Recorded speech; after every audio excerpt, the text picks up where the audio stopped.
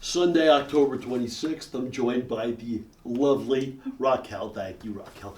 And if you look, Raquel is in a position in bed. I like to, refer to it as a viewing position. Your head and shoulders are supported.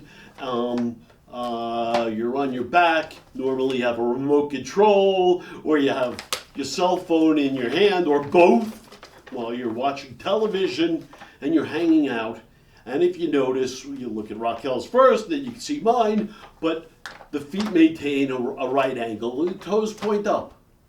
And what, Kangapota takes this into effect. We're staying on top of the covers much more right now. We may stick Raquel into the covers soon. But I'm still sleeping in a reclining chair. So I just, I know, it's a real drag. Getting in and out has been a pain. I want to talk a little bit more NBA. I didn't get my NBA fix fully because I really, no pun with fix, because I was talking about gambling, because that's the real big thing right now. But let's talk some NBA and talk some fun. In the East, the Knicks, they're undefeated, and it's early, I got it, but you can glean some things. And they're playing a different brand of basketball. And where Jalen Brunson does not have the ball in his hands 24/7. And it's going to be real helpful to him because it forces defenses to be more honest, doesn't wear him down. And you got to be a team.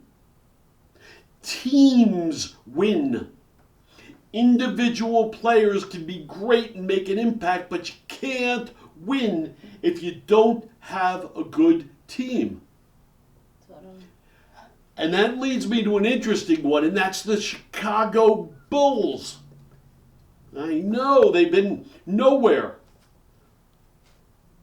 But they made a very interesting win-win trade last year with Oklahoma City, who's the current champion, and who's come out of the gates, they're 3-0.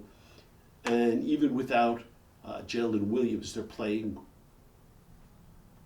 really good basketball. Shai Gilgeous-Alexander is just something to behold.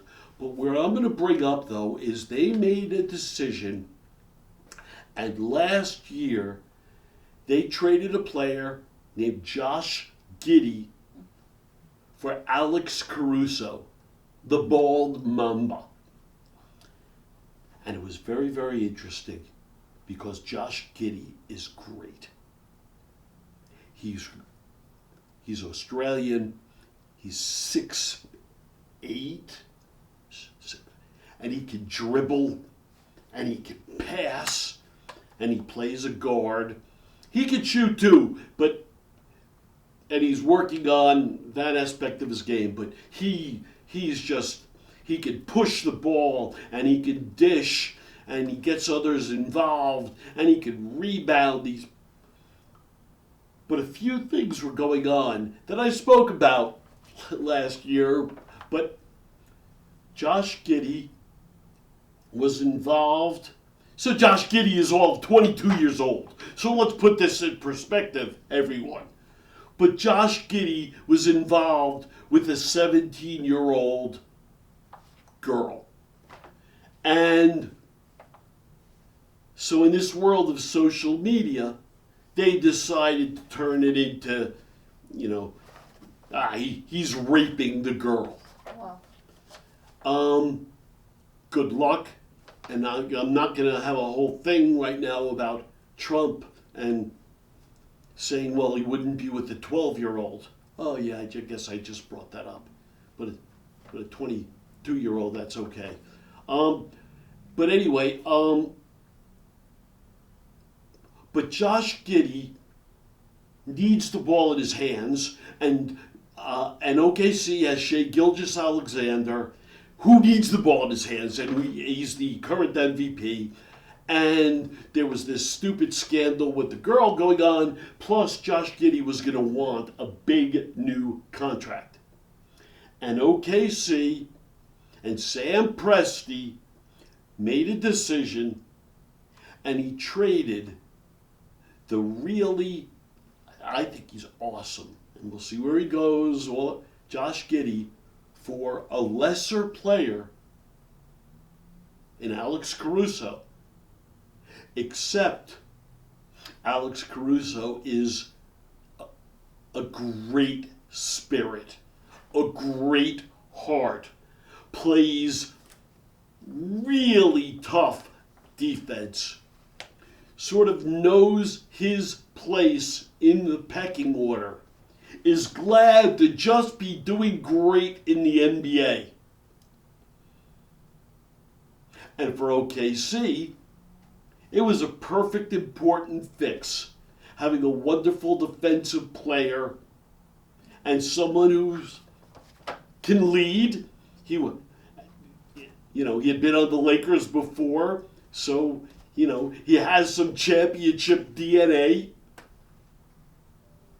But he knows his place and enjoys his place and his role.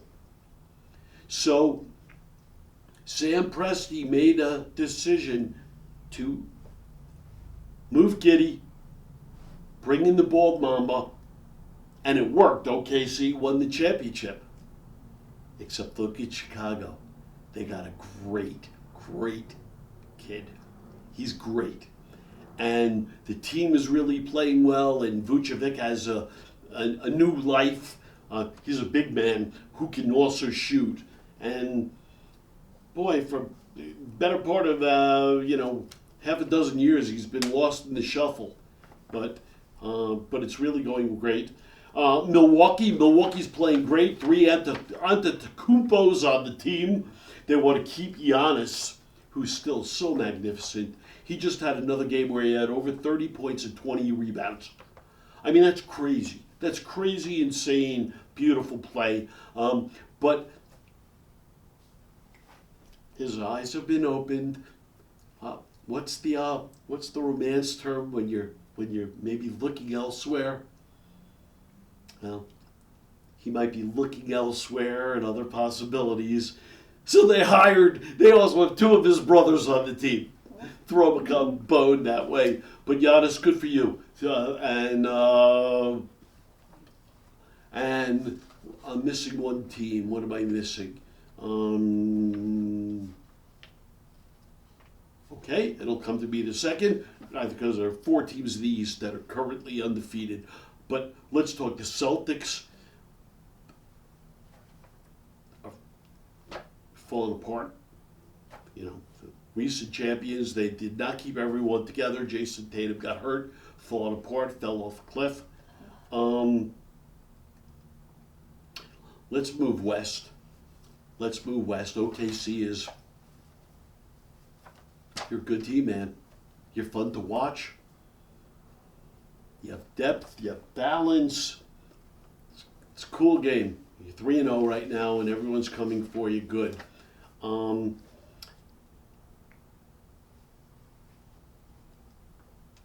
Denver, you're going to be really, really good.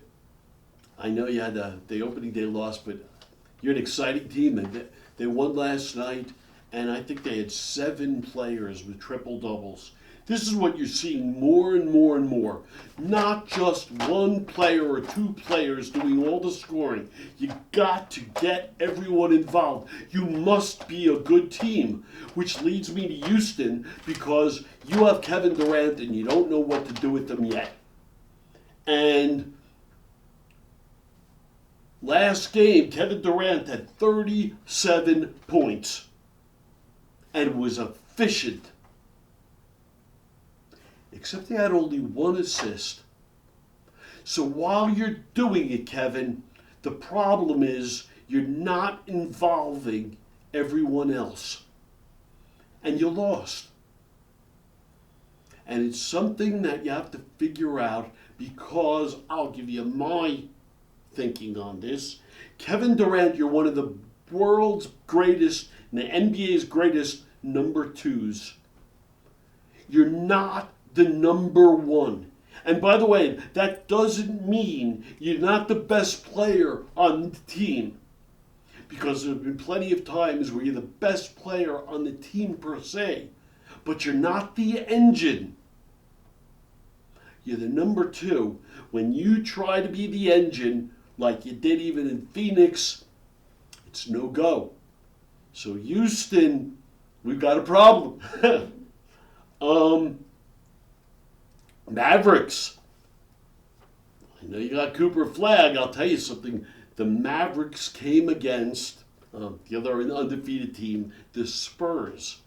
You've heard of Victor Wembanyama? No. Okay. From France, and now you'll hear from me. Yeah. When Victor came into the league, he was 7'3". Whoa. He's 7'5" now. He's still been growing. He's young. How old is he? And last year, Victor, he had a blood clot in his shoulder, and his season was terminated. Oh. And blood thinner, like I'm not going to medically talk about all of this stuff that was done, but the season was over. But what Victor did in the off season is he went to China and he lived with the monks and he studied martial arts and he studied Zen and meditation and while training. He went down to Houston where he trained with a former great big man, Akeem Olajuwon, to learn some great footstep moves. How to move as a big man. He continues to improve his jump shot. He's 7'5". It's crazy. Yeah. He got stronger. Again, he was always real careful when he was younger because, he's so long and so thin. If you're dumb, you really injure yourself. But he's carefully adding muscle. And in the game against the Mavericks, they blew him out. Anthony Davis, you look like nothing. You're supposed to be this great defensive player. You were just toast. Cooper Flag, you now saw greatness. You've been ballyhooed, but now you understand what big is and what great is. Good for the Spurs, their group. Maybe the time has arrived. They're going to be very, very good. Stephen Curry is still great. I'm glad that Portland kicked your ass because it has nothing to do with you, Steph. Maybe it has everything to me to do with Draymond Green and just the approach, but it did. It was a bucket of cold water. I'm sure. I think you were feeling everything's in place. Well, lo and behold, you've got some hard work ahead of you and some big, great teams out there. The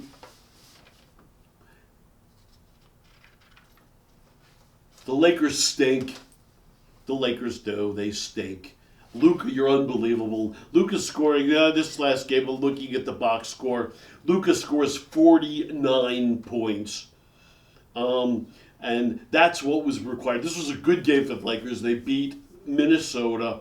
Hachimura, 23, Ayton, 15. Ayton, you're the big man. You gotta keep going. Austin Reeves, 25.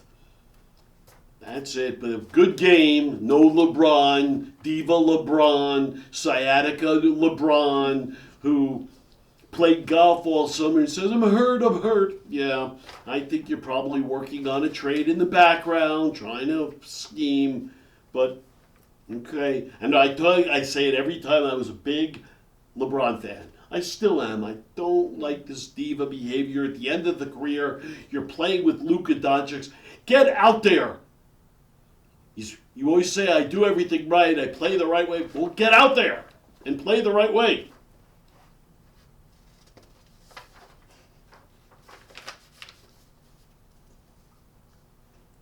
Good for Toronto. You're an interesting team.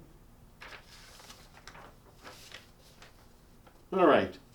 I whipped through a number of them. Clippers, Kawhi should be suspended. The Clippers should really be over. I'm sorry. I really am sorry. I had nothing to do with it. They were circumventing the rules and created basically a fictitious promotional company to funnel additional money to Kawhi Leonard, and you were caught. And now, we hired a law firm to...